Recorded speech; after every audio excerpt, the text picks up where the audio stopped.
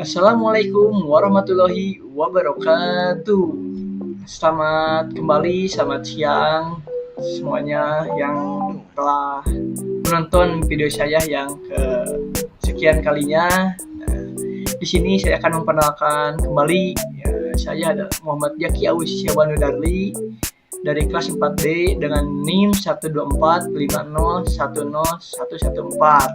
Nah, di sini pada video kesempatan ini saya akan mereview sebuah buku dengan judul Studi Kawasan Dunia Islam, Sejarah Teori dan Pemetaan Kawasan yang ditulis oleh Bapak Asep Ahmad Hidayat atau yang sering saya sebut teman-teman sebut sebagai Abah karena beliau juga dosen saya.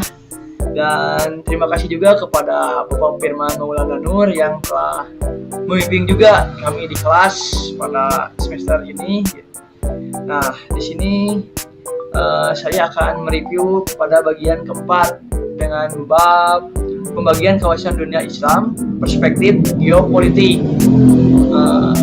Nah, bahasan yang akan saya jelaskan yaitu kawasan Islam Asia Barat. Nah, sebelum masuk ke pembahasan, saya meminta maaf kepada teman-teman semua apabila terdengar suara berisik karena rumah saya pinggir jalan.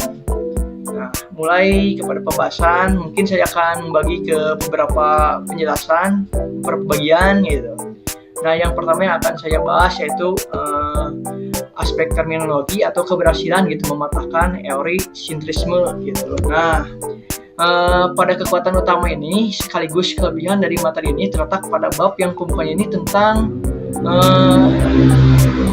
dekonstruksi istilah gitu. Nah, pada ini tuh secara tajam gitu mengkritik penggunaan istilah Timur Tengah atau Middle East atau Timur Dekat Near East gitu yang jamak digunakan oleh masyarakat awam. Nah, pada buku ini berhasil membongkar bahwa istilah-istilah tersebut gitu sebenarnya lahir dari sudut pandang eurosentris, sebuah bias geografis gitu yang menempatkan wilayah tersebut berdasarkan jaraknya dari benua Eropa. Nah, sebagai gantinya buku ini menawarkan gitu dan mempertahankan istilah Asia Barat atau West Asia. Nah, sebagai sebuah konsep geopolitik yang jauh lebih netral, objektif dan populer gitu di kalangan ilmuwan kontemporer gitu sejak pertengahan tahun 1960-an.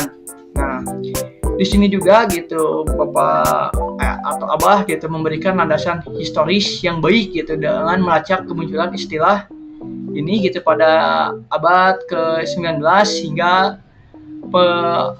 penggunaannya sebagai padanan gitu ya, bulan sabit subur gitu di abad ke-20.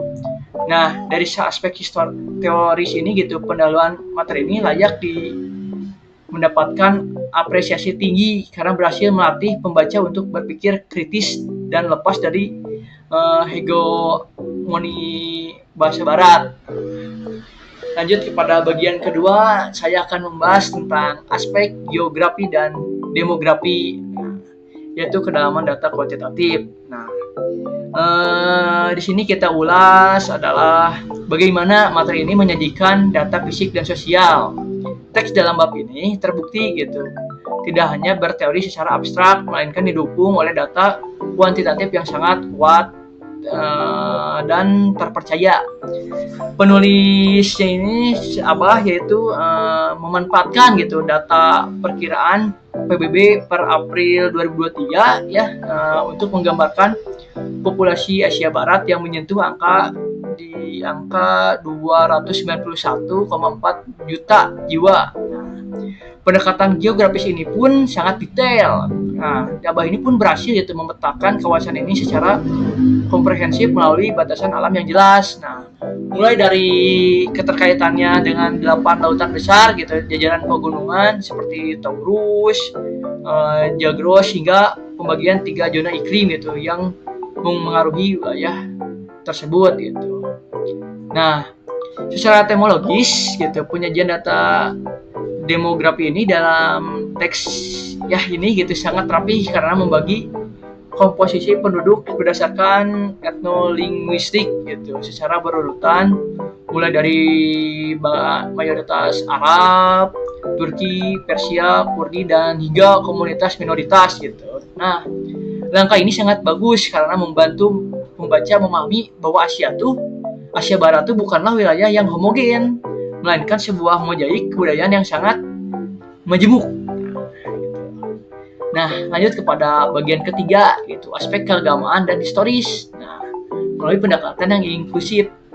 Nah, dari hal ketiga ini tuh patut dipuji sebelumnya ya guys, dari materi ini tuh adalah objektivitasnya yang inklusif dalam melihat aspek keagamaan.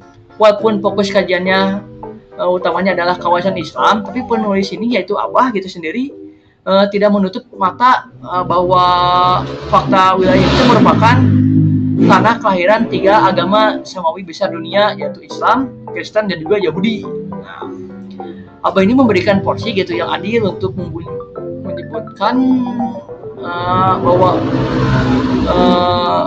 ekstensi kekayaan tradisi Kristen Ortodoks Timur serta komunitas Kristen Arab gitu di kuno di tengah dominasi umat Islam gitu yang mencapai hampir 92,5% gitu ya, dengan cara pandang yang seimbang seperti ini gitu sangat penting agar studi kawasan tidak jatuh kepada generasi yang sempit. Baik, cukup sekian materi pembahasan dari saya. Mohon maaf kepada Bapak Asep Ahmad Hidayat atau Abah gitu ya, dan juga Bapak Firman Maulana Nur gitu. Apabila saya sendiri ada salah penyampaian, ada materi yang mungkin salah gitu oleh saya dijelaskan atau direview gitu. Nah, karena saya juga manusia, mungkin ada salah gitu. Nah, untuk buku ini pun sendiri bagi saya yang pemula gitu cukup gitu untuk menjelaskan ada apa aja sih kawasan di Asia Barat Islam gitu sendiri, karena cukup lengkap gitu ya, mulai dari kawasan, agamanya, terus dari itu jumlah populasi gitu ya, cukup lengkap gitu bagi saya gitu. Walaupun buku ini mungkin saya ada sedikit saya ingin melihat gitu peta, ya itu mungkin jadi pelajaran untuk saya untuk mencari juga gitu. Nah, jadi buku ini tuh kita tuh pembaca yang harus kritis juga gitu, harus mencari juga gitu bagaimana gitu petanya yang sesuai gitu, yang benar gitu, dan ditambah dengan pembahasan yang menurut saya sudah lengkap gitu ya. Nah, mungkin cukup sekian gitu ya. Sekali lagi saya mohon maaf apabila ada kesalahan, dan terima kasih kepada teman-teman dan Bapak dosen yang telah menonton video ini. Wabillahi taufiq wal hidayah. Wassalamualaikum warahmatullahi wabarakatuh.